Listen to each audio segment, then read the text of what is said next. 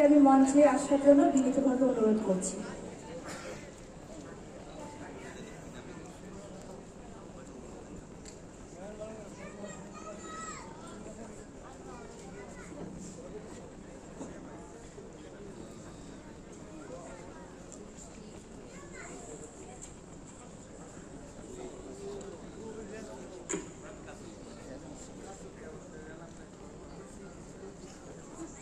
বিসমিল্লাহির রহমানির রহিম।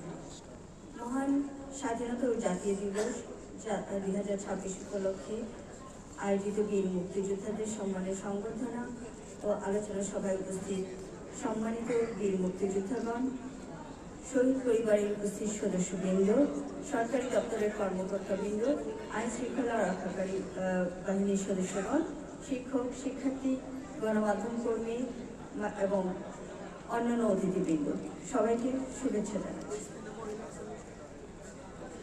আমাদের আজকের এই ছোট আয়োজনটি আমাদের সম্মানিত, আমাদের প্রিয়, আমাদের গর্বের মুক্তিযোদ্ধাদের কেন্দ্র করে।